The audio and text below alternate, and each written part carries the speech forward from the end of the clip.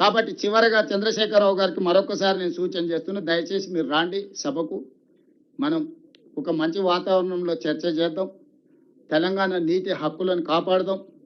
ఈ ప్రభుత్వానికి ఎలాంటి భేషజాలు లేవు. ఈ ప్రభుత్వం మీరు ఇచ్చే సూచనలు, సహేతుకమైన సలహాలు ఏమున్నా మేము తీసుకుంటాం, మాకేం అభ్యంతరం లేదు.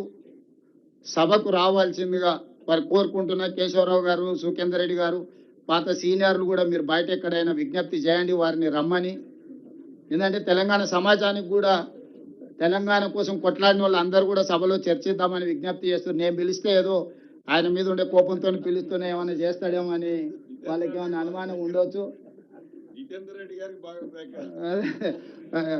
రెడ్డి గారు ఎలా ఉన్నారు, జితేందర్ రెడ్డి నాకు దగ్గరని ఆయన చెప్తే నమ్మడు. కాబట్టి ఆ రోజు తెలంగాణ ఉద్యమంలో ఉన్న వాళ్ళందరూ కలిసి ఒక ప్రెస్ మీట్ పెట్టి వెల్కమ్ చేయండి. కేశవరావు గారిని, జితేందర్ రెడ్డి గారిని, సుఖేందర్ రెడ్డి గారిని, రాజగోపాల్ రెడ్డి గారిని, అంజన్ కుమార్ యాదవ్ను, బలరాం నాయక్ను, పొన్నం ప్రభాకర్ గారిని, వివేక్ వెంకటస్వామి గారికి అందరికి విజ్ఞప్తి చేస్తున్నా.